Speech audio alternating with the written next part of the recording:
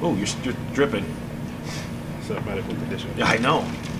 It's like green and pussy. You're all right. Hey, it's not that clear though. So That's what I'm saying. It's not good. all right. So There's pills for that. You get a shot for that. I'm good. All right. Ready? Yeah, man. Is it already filming? It's filming. Waiting on you, man.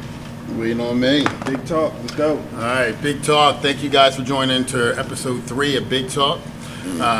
Brought to you by IFBB Pro, fredbiggiesmalls, and my man Rashaad Scott, CSCS certified personal trainer and co-owner of Biggie Athletics. So we are today bringing in one of my best friends. And friends. Yeah, about that. We're going to get back to that. But no, one of my best friends, and we co-own the business. Gotta love it. As he's repping the brand right here.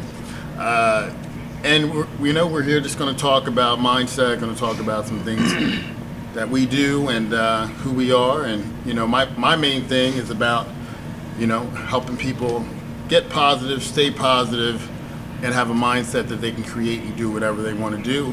And that's what we are about at Big Talk, which, big sports, believe, inspire, grow. And that's what we're doing, man. We're trying to help people get better, be better, and believe in themselves, because too many people don't do that. So, Paul, thanks for being here today.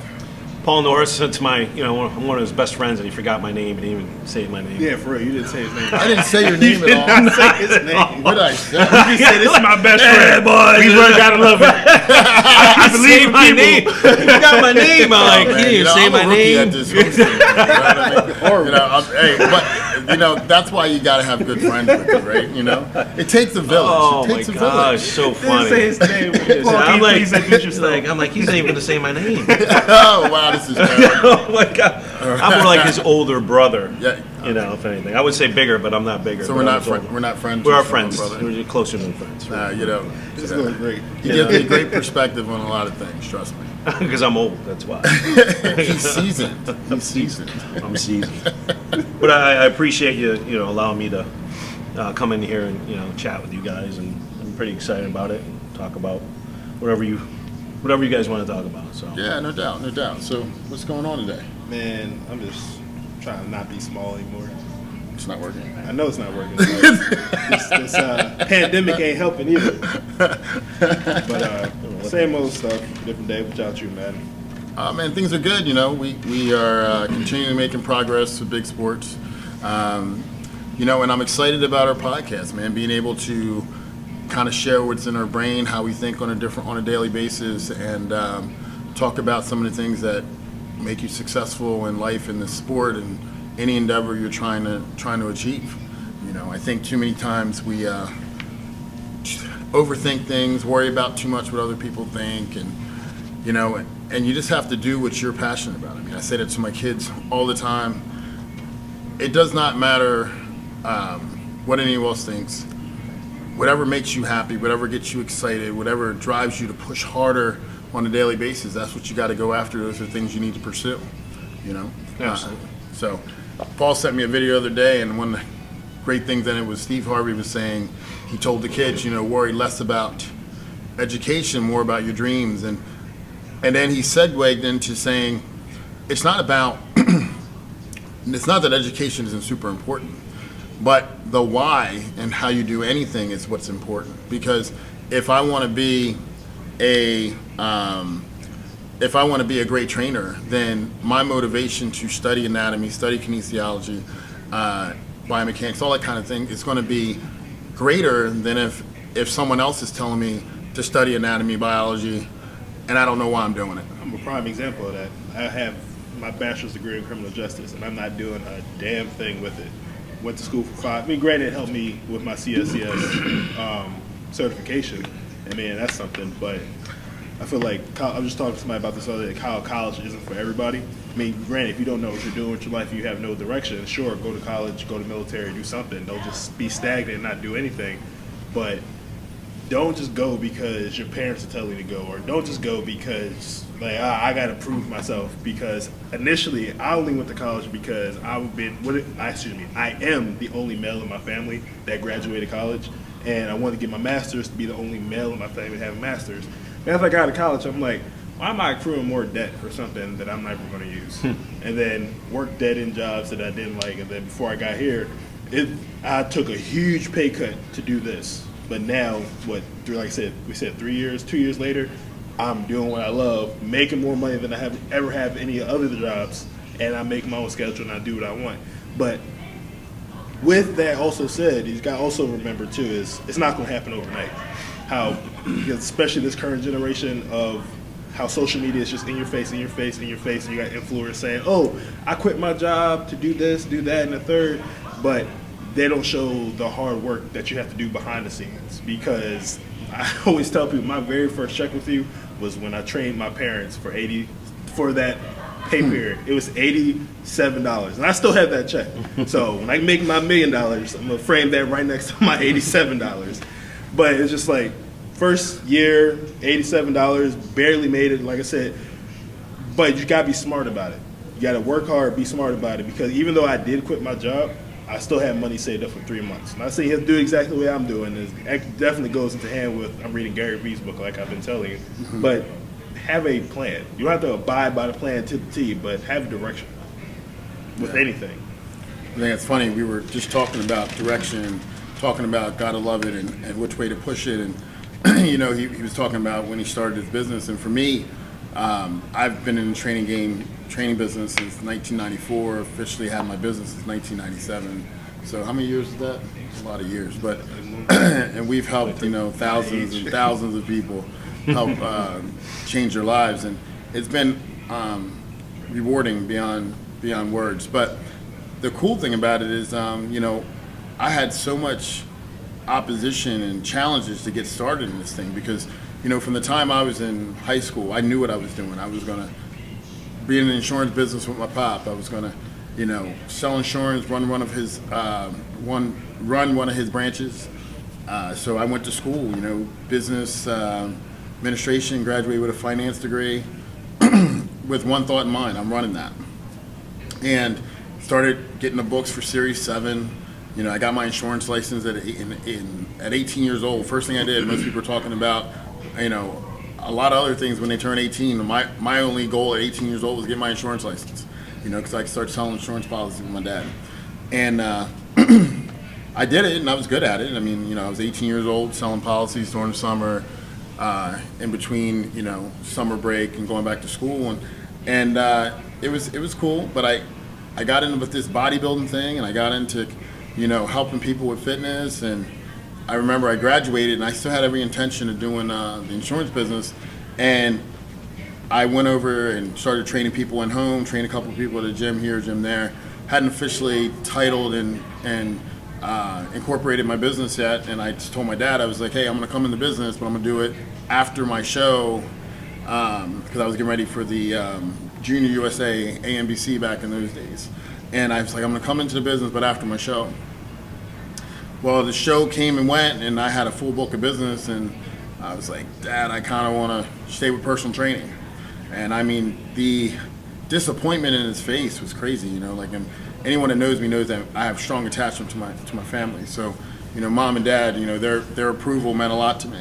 And he was just not on board. To the tune of really not talking to me for about 6 months, which just made me mad, made me angry, in a positive way though, because it made me say, okay, I'm gonna succeed at this. I'm gonna show him that I can do this, and that allowed me to, go. I think push harder, more aggressively to making the business successful, so that we could, eventually buy Gold's Gym 3 years later. So the thing is, sometimes when you get some negativity, if you believe in what you're doing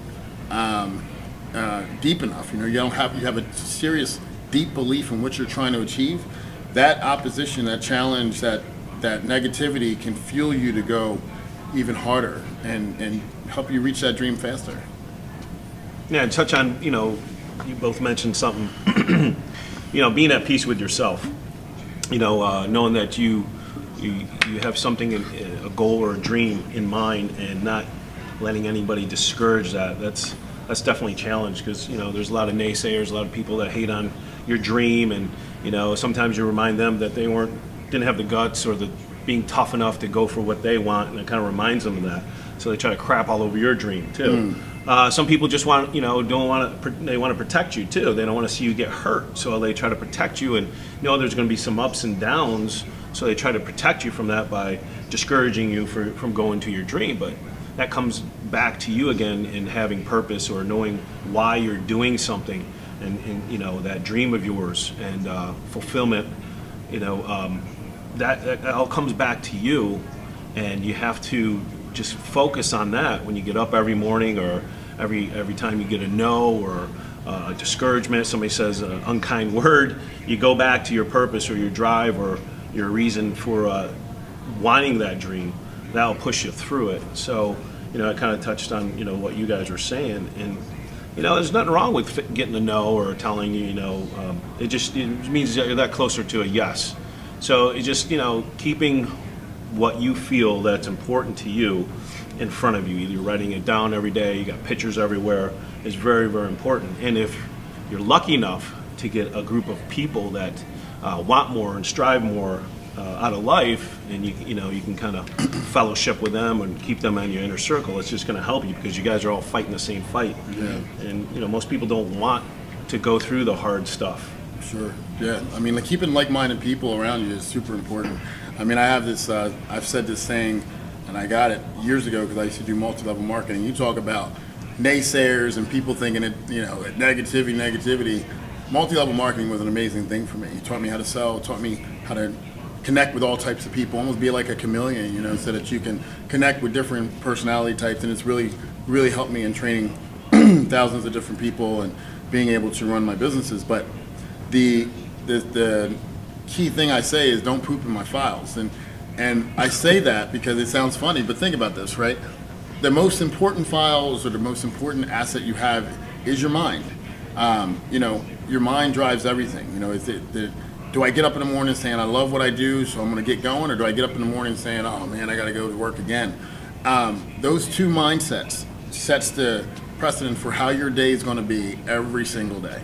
And when you got negativity going into your mind over and over again, people telling you, what you can't do, how hard it's going to be. I mean, no mistake about it. Running a business, achieving goals, turning pro, all that stuff, it is tough, but it's so rewarding, right? You're accomplishing something. That's what life's about, getting up every day to go after something and have something to achieve. And I just, so I do something. I cut all negativity out, man. If people are negative around me, they need to shut up or get out of my way, because I don't deal with it. And it even goes to, when it comes to like other athletes out there, like someone athlete does something, I don't ever sit there and say to myself, damn man, why are they getting all that notoriety? Why are they getting all that all those accolades? To me, it's motivation, man. I want to understand them. I want to get behind the mental aspect of their game to figure out, okay, how did they get that? I'm trying to learn for anybody that's more successful than me. And I think that attitude will empower you, will continue to build you and allow you to keep striving. Because negativity, man, will break you down faster than anything. So you got to keep those people out of your life. Speaking of negativity, let's segue real hard with this. Yeah. It's no transition with this, but we was talking about worst dates ever. It has nothing to do with anything, but I wanted to get this out the way before I forgot. So worst dates ever. Yeah. Super negative. Yeah, you ain't lying, man. So what you got?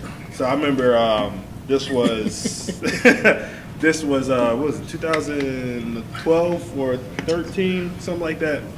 Went on a date with this girl. We both worked at this one Arby's used to be a Christian mall, so this is a while ago. And I don't know, the Subway. I don't know. I ain't been to the mall in a while, but the Subway where it used to be. Nobody's been to the mall in a while. Well, either way, she worked at the Subway next to us, and I worked at the Arby's. And I tried to talk to her then, and it didn't really go anything. But after I left Arby's, she started talking to me. Went out for Valentine's Day, and I'm a hopeless romantic sometimes, and I got her this bear, made this whole mix for the night. Like, nothing sexual or anything like that, but like while we were driving around from movies. Which was your first problem? Go ahead. Yeah, whatever, man. Whatever. I was DJ, that's what I do, man. Past DJ. And look at my post, man. How old were you? 19. 19 and not sexual. Does that even sound right? That does not sound right at all. My was daughter's saying- watching, absolutely. I'm setting up the story. I'm setting up the story. It was the mix for while we were driving around. Right. While we were going from place to place. Either way, it was all this R&B music from like Tyrese and all this other stuff. And we had a good night. And this one specific song came on. I think it was Neo Mirrors came on. And she just got mad as shit, turned the radio off, just opened the window, and just looked out the window the rest of the night as I'm driving home. I'm like, the fuck is wrong with you? And, so I dropped her off. What time of year was it, man? It was Valentine's Day. It's cold as fuck. And she got the window down. Maybe you should have, I don't know, maybe she wasn't opened smelling it. right or something. I don't know. Everything we were literally my on first our way thought. back to her place. Like everything was fine up to that point. Yeah. And then she just got mad, gave me a kiss, walked away, and that was it. And I'm like, Did you ask her what's wrong with it? I did, but she didn't say nothing. And then to this day, I still don't know why. Wow. That's terrible. Anyway, that was my story. I can't remember a bad day. I don't. Well, I had a bad day, but it wasn't because I got rejected. I mean, what's that like? It made me a stronger person. Oh my God. Turned me to the person I am. I'm kind of spoiled. I don't have Like, rejection. You not Remember that. spoiled? I said I am spoiled. I was gonna say- I don't have rejection stories. You know, I mean, So my when did somebody gosh. say no to you? facts. So no, like I guess my worst date would have been I don't really have a bad date, but one of my less appealing dates was. We're not gonna talk the time frame, but I was helping out. My cousin, and he needed a wingman because he really liked this girl, and I remember this. and I think he was like, yo, she's cool, and I'm like, all right, what's she look like? And he's like, I mean, she's nice, and I'm like, all right, so I already knew she was busted, so I went in prepared for her to be busted. But when we got to, She might have had inner beauty. yeah, well, I mean, like I said, you can find something attractive about almost any woman. Women are just attractive creatures. But, I get to the door, and she opens up, and I'm like, oh shit.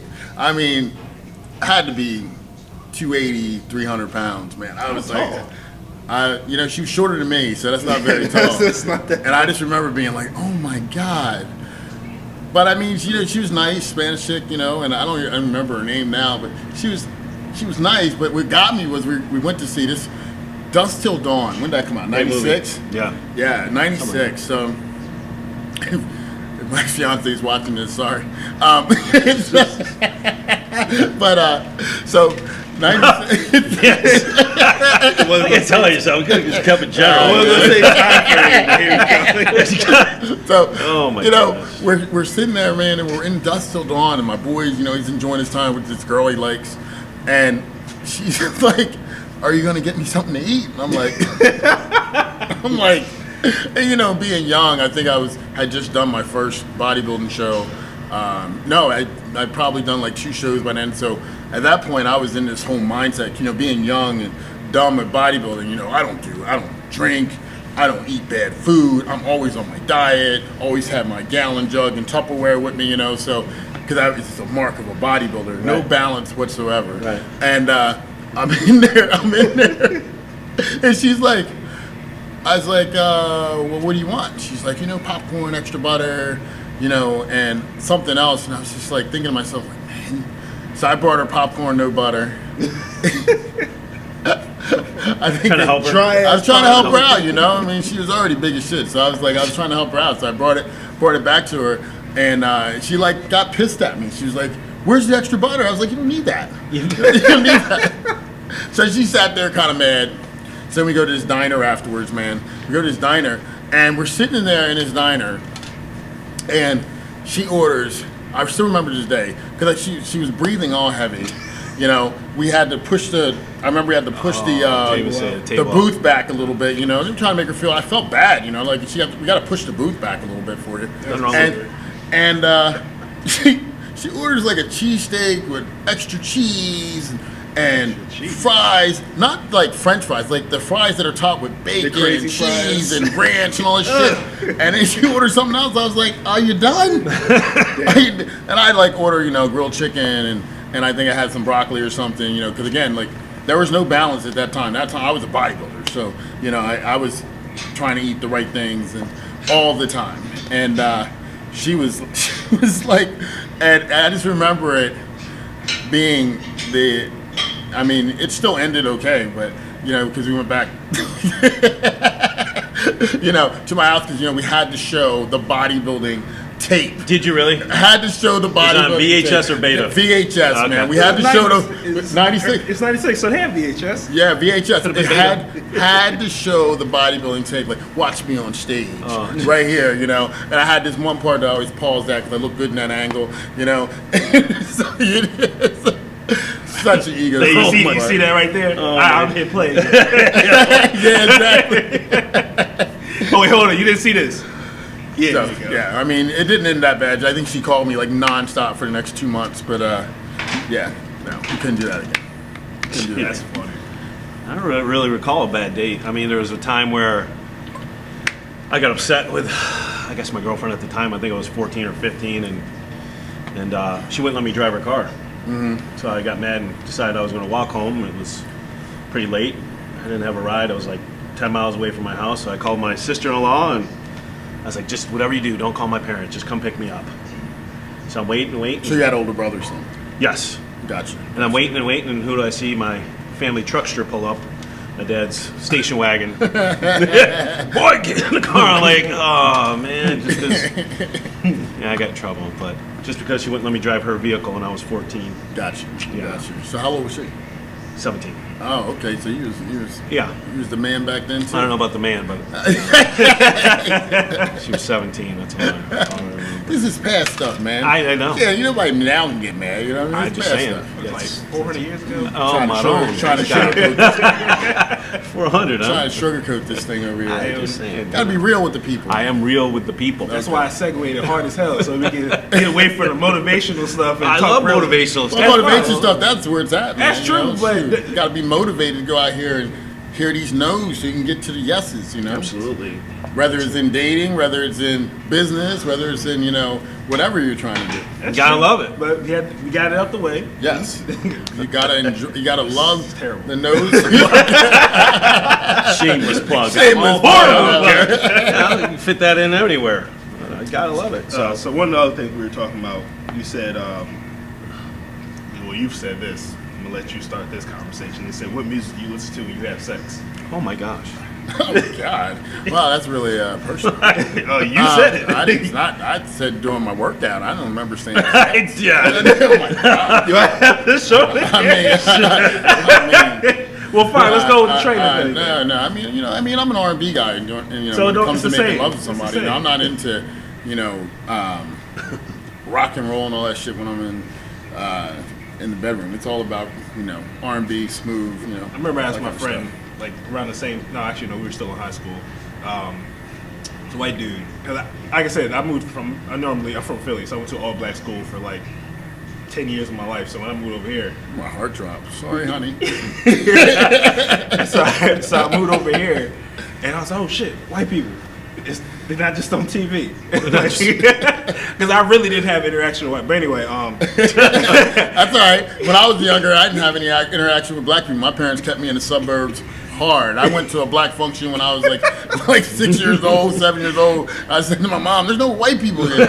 Should we be here?" So I was all fucked up. but I asked him too. We were hanging out, and I asked him, hey man, I'm just curious. What do white people listen to when they have sex? And he's like, what kind of damn question is that? I was like, no, I'm not even trying to be funny. How old were you? I was 15. You were 15, not really being around white people? Well, hold on, That's because I moved to crazy. Delaware when I was. That's crazy. I moved to Delaware when I was 13, and obviously all I knew was black people. So I tried to hang out with the black people. I was like, I don't know. I know you didn't fit in there. Good. Where? Oh, no, you're right.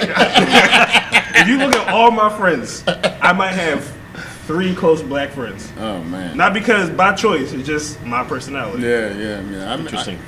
I get along with. I mean, I'm Absolutely. able to blend in anyway. You know what I Right? mean? So. Damn chameleon. Yes, absolutely. I think for me, I went to predominantly white schools my whole life because I was always in private schools, and It's the money over there. and what I was doing always was I would always. I never really paid attention to it. I didn't really look at it that way. I was just kind of like, it was just people. And it wasn't until I started driving, like when I was 16, I started hanging out in the city more with my cousins that I realized, oh man, I really don't hang around many black people. And but I resonated with, my boys, as they call it, better, and I just started enjoying hanging with other guys, black guys my age, and we started kicking in and we were hanging out, and it just seemed very natural for me. It's like you said, you and me are Will Smith black. Yeah, well, Will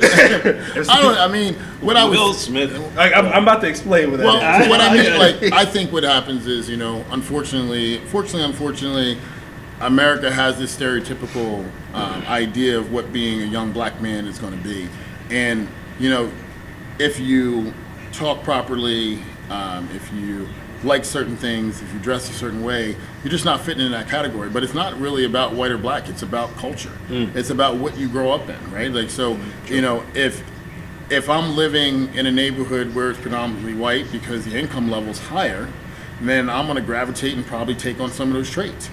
Versus being in an inner city where maybe the income level's not the same, and you're doing what you got to do to survive or be who you are in that culture, right? So I don't think it's all about race. I think it's more about what environment you're in. Exactly, because like for me now, to offset that just a little bit, because I grew up not in probably the worst part of Philly, but it wasn't the greatest part either. I was like probably lower middle class, but the way my mom raised me, she's like, you're not going out, you're not running out this house acting all crazy. You're gonna sit your ass down, you're gonna do your homework, you're gonna do this, you're gonna do that.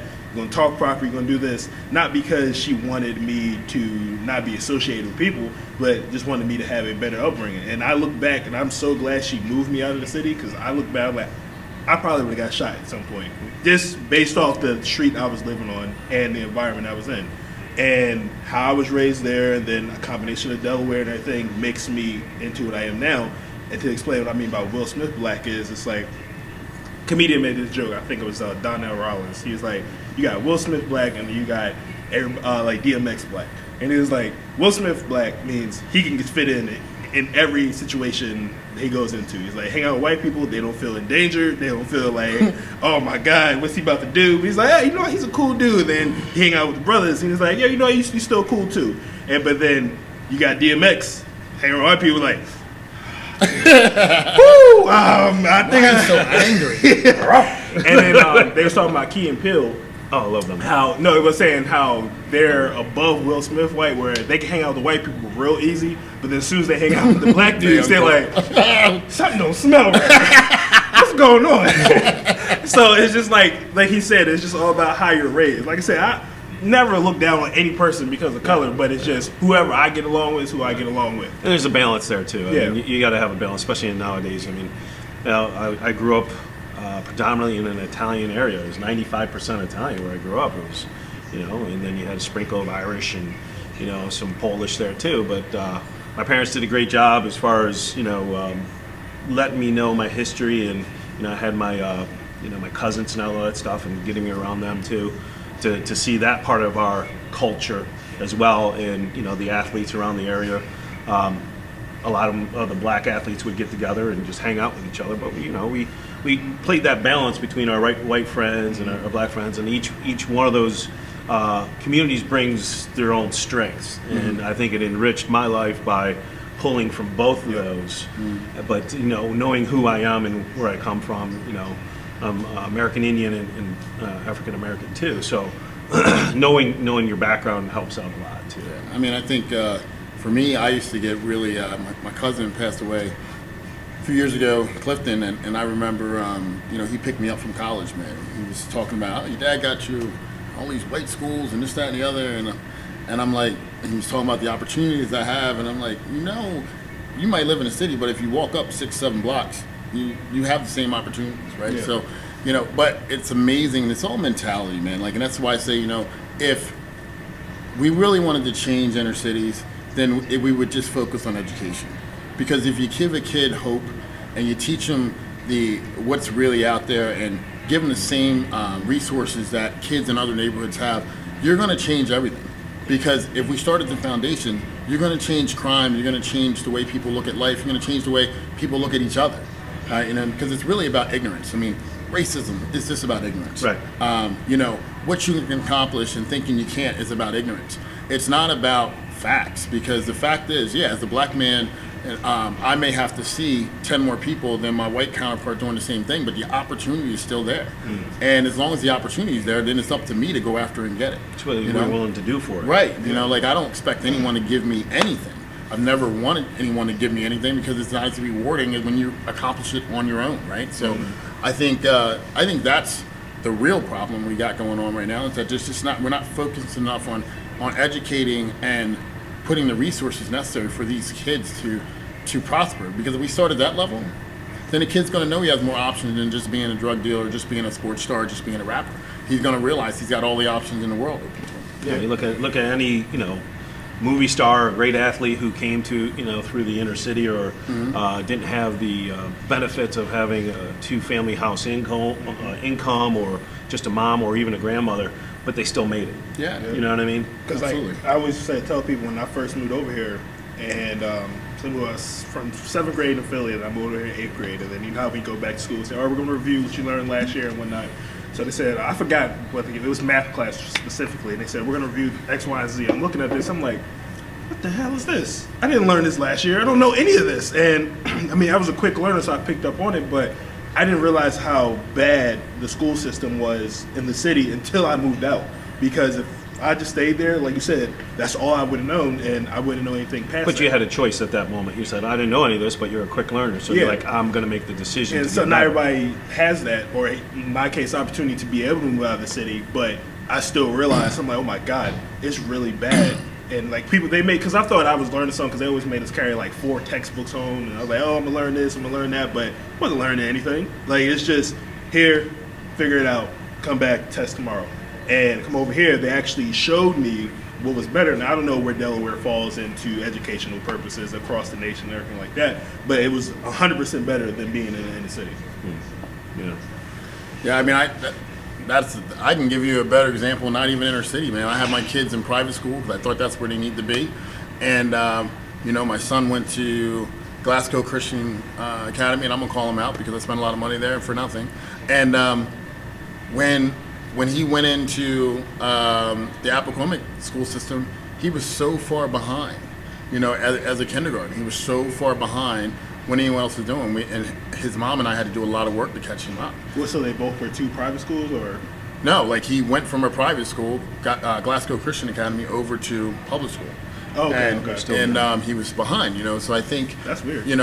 It even happened with my stepkids who were, and my oldest Monica, when we were in Orlando, Fatima, and they went over to Appoquinimink School District once me and her mom split. They were behind. That's crazy. Spent all that money and they're behind. Yeah, because they didn't have the technology to keep up with the state-funded schools were doing. Man. So I think that can happen, and I mean it happens from when depending on school district, you got to do your research as a parent, But back to other stuff. Well, back to music? That's where we started. Yeah, how did we get on there? Well, you started with what do you listen to? And then we're talking about schools. I mean, when I'm training, man, I for me, when I'm training, it's just about what's going to get me in that rhythm. For me, everything's about rhythm. So, like if I hear the right song and I got to do 30 reps in a particular set, if I'm hearing the right song, I can get through that 30 reps pretty easily without with a whole lot less pain than when I don't have music at all, because I'm putting it to like I'm dancing. So what's crazy is I don't listen to music. I was gonna say, I've never seen you wear headphones. I don't listen to music when I train because I've conditioned myself from working out at places that just play hard rock, and I tune it out not that there's anything wrong with hard rock. I like some hard rock, but I tune it out because I just flick a switch in my head and said, okay, I got this to do. This is why I'm doing it. Let's get fired up. You're so lucky to be able to do this. And it's more of a mental thing instead of listening to music. I just flick something in my brain and said, okay, this is the set we're doing. Let's go. But so I don't really listen to music while I work out. I like listening to music when I do my cardio. Yeah. Because it's Yeah, rhythm, sure. you know. But for working out, I don't even listen to music because it's all up here. And you know, a lot of people ask me, what pre-workout do you take? And of course, it's right Biggie Fuel. right. So I'm all about the plugs, right? But you know, and they get dependent on some things, and I'm just like, well, you know, your biggest muscle that you have is your brain, right? To be able to flick that switch and say, okay, let's get to work. So, You know, how you get fired up. You know, how do you stay motivated? Well, how do I stay motivated? I just remember what I want. Yeah, That's how I stay motivated. Or I'm super competitive.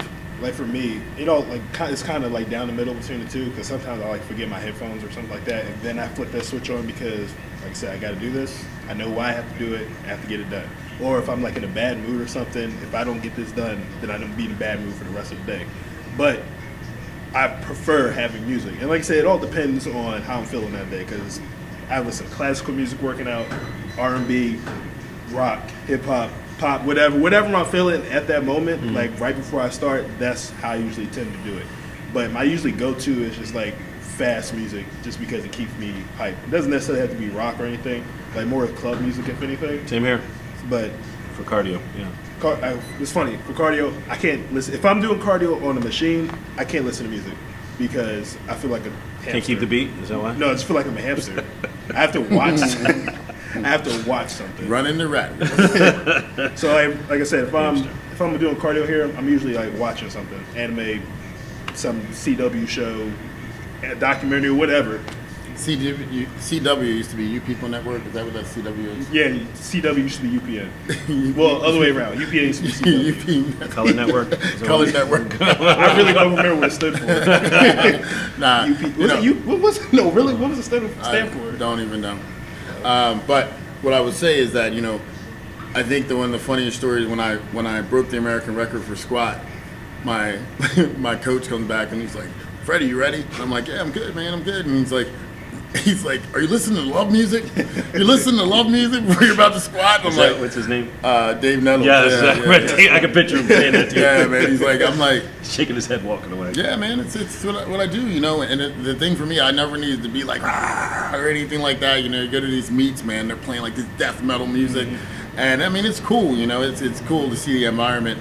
But I was always kind of laid back and chill. You know, I used to live in the USAPL and ADFPA, and I just remember, like, you know, I was always on a mission, always focused, and the calm music and the kind of like slow rhythmic music keeps me focused, man. I stay in the zone, you know. And it's like now when I train, like people are like, "Why you wear headphones?" Well, you got to wear headphones in a gym, especially as a pro bodybuilder and where you work, because everyone wants to talk to you. Right. Everybody just wants to ask you questions. So you got to wear headphones so you can kind of zone everybody out. And I remember, like, my buddy Mike Collier, he used to wear headphones, but he wouldn't even put anything in them. He just had them so people stopped talking to him. But it's like, you know, when I trained the other day, or, you know, months ago before this whole pandemic thing started, and I would train with people, if they start talking to me, I quickly say to them, I can't talk when I train. Just can't. Like, I can't do the whole talking back and forth because I got to stay in a zone. You know, like, some people can just talk and then go right to it. Me, I have to stay in a zone the whole time. I don't want to talk. I don't want to say anything extra. I just want to stay focused on what I'm doing. Right. Yeah, it depends on like what I'm doing. Like one time you had me doing leg extensions, 5 sets of 20 with a 5-second negative. And when me and Mike was working out together, I was on the 4th or 5th set, and I saw her walking over to me, and I was on 15. And she stood there and waited. And as soon as I finished, like my quads were done. I was like, "Not trying to be mean. Just please get away from me right now. I'm trying to get through this mentally. I'll talk to you in 2 minutes." And after I got mentally out of that state, then I could talk. Like if it's something like that, especially if I'm in prep and I'm like dead, please get away from me. But like any other day, I'm like, depending on what I'm doing, I can talk to you in between. Yeah. But What's interesting about you is you don't have that issue though. What's that? Like you're always pretty. I mean, you can be a week out from the show and eating nothing and doing 2 hours of cardio a day, and you're still pretty amicable. Well, I take a lot of pride in working on my brain and my attitude. There's times, don't get me wrong, but there was a time that you convinced me to do Masters Nationals, where I've been, hitting it for 27 weeks hard, and didn't finish the Team U where I thought I was going to finish, and I was like, all right, well, I'm done. And then you and Dawn are like, you know what? You're so close, another 2 weeks, but you have this mindset of I'm done after 27 weeks, and then you're like 2 more weeks, and you're like, okay, I got to outlay this, I got money here, and for that some reason, everything wasn't going my way. So I just remember it was yesterday. I'm sitting in the parking lot, sitting inside my car, like, I'm just down and drained, and of course I'm not gonna let anybody see that, but I'm in the car like, I got to do my cardio, and I got to work out, and I tell myself, I'm like, what's wrong with you? Yeah. Get your ass in the gym. I mean, you could be in a burn unit, you could be, dying of cancer, you could be all these things, but you are lucky enough to have the opportunity to be able to go and train and do all this stuff. So how can you bitch or complain where you're so lucky to be able to do these things, where people are in a wheelchair would give anything to be able to walk around or squat or do anything like that. And here I am feeling sorry for myself. Yeah. So it took about 10 or 15 minutes, but you just switch it and you change it, and then you're fired up again. Yeah. I mean, it definitely, again, find that positivity and that silver lining and what's right about the situation, not always what's wrong with it. I think I totally can attest to that, and I can totally vibe with that, but you be hungry. Oh yeah, I know. I mean, when I'm 2 weeks out from a show, man, I am a quiet individual. I think people come in to see me for diet, and they, even if they have issues, they ain't saying shit. You know what I mean? Because I remember when you started going back to prep for Australia, and then I started when you kind of were in prep. I got on Arnold, right, for 2018. I think so, yeah. So you weren't that far out, so you were still kind of yourself more or less. And obviously the injury derailed that, so I haven't really seen you to the T in prep. And then you finally got back there, and I'm used to working with you all day, joking and shit, talking about whatever. You got I think it was 8 weeks out or something like that. It couldn't have been that soon. Give me a little more credit. No. I mean, no. Let me finish my saying. 8 weeks out, you started changing a little bit. Right. And then it kept getting down. I'm like, all right. Before we started working today, I'm like, just let you know, man, not gonna make no more jokes. Got a question, we working and cool. But he's like, why you being like that, man? I was like, I already see you changing, man. It's not gonna be funny anymore. Just going away. He's like, no, man, don't be like that. I was like, and lo and behold, you just sit in a chair like this.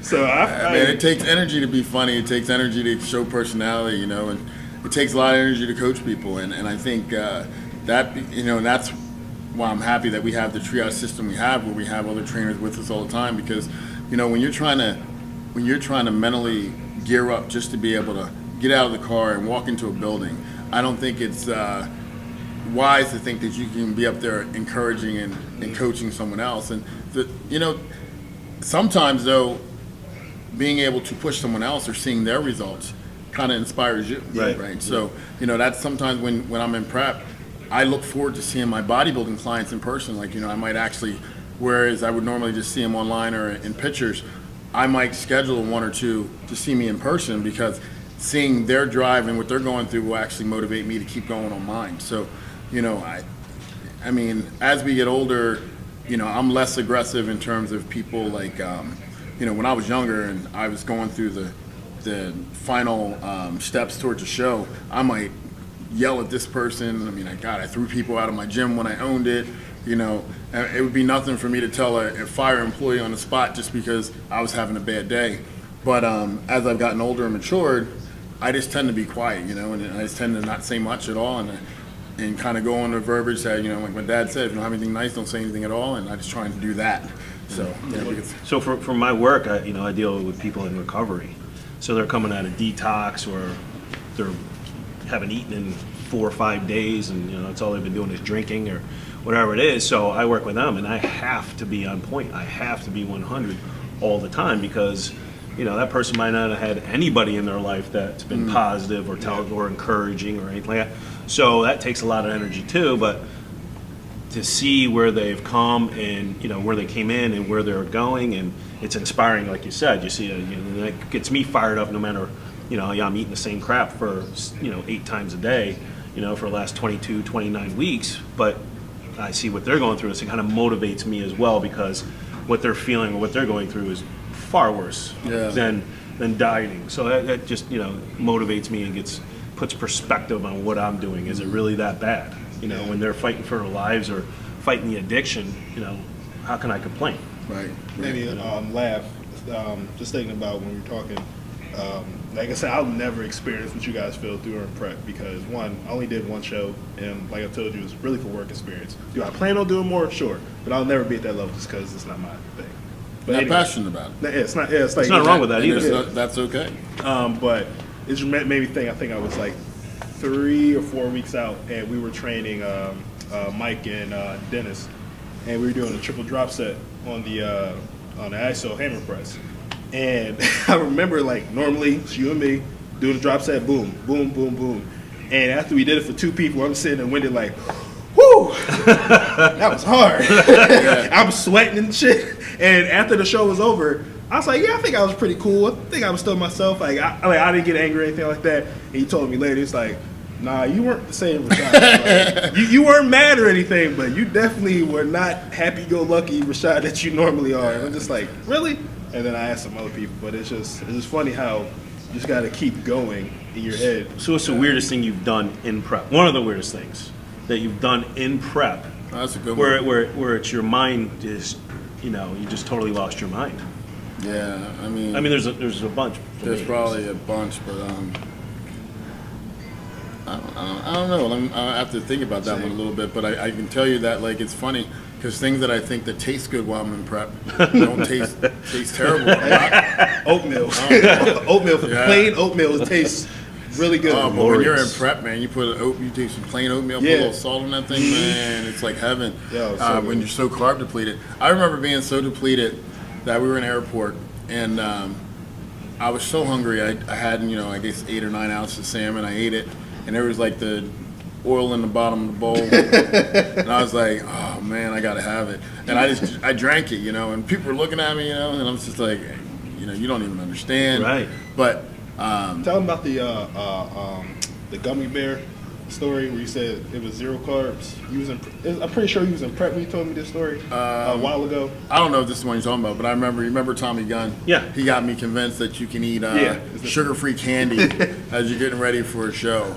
And Jack's looking at me every week. He's like, you're not really changing that much. What's going on? I'm like, I don't know. I'm not eating anything with calories. And lo and behold, you know, sugar-free candy still has 70, 90 calories, you know. It's bullshit. It's still terrible for you, you know.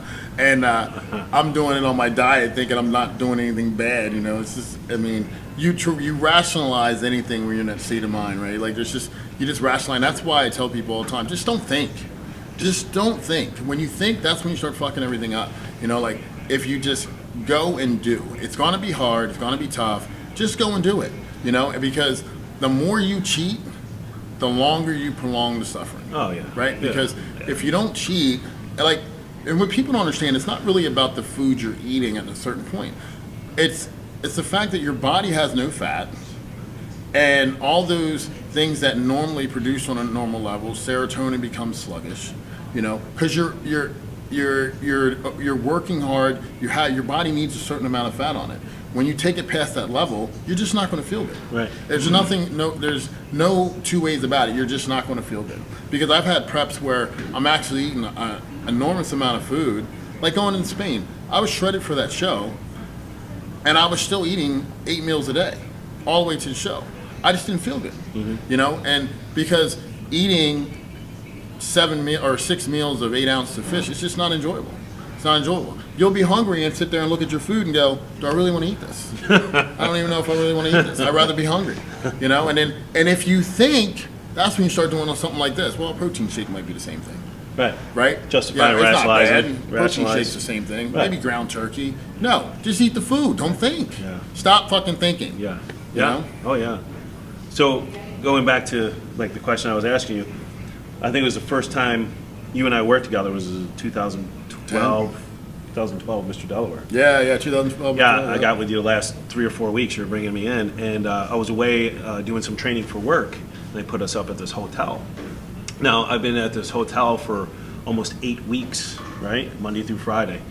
And it was a mile from the hotel to my office where I was doing the training. All you do is come out, make a left, make a right, make another right, and you're at the office. So I was the week of the show, I think it was a Tuesday, and I'm just so depleted. And I get in my car, and I get lost. Nice. I'm lost. I'm like, what the hell? I'm looking around. I drive around twice. I'm like, I can't get to the building. I park. I look at the building. I call, the instructor, and I'm saying, hey, look, I'm lost. He's like, what are you talking about? I said, I'm looking at the building. I just forgot how to get there. He's like, whatever. I'm like, no, I'm serious. I forgot how to get there. Wow. So I figured out, came in 20 minutes late. Everybody was laughing at me, but yeah, I got lost. Yeah. Going to work.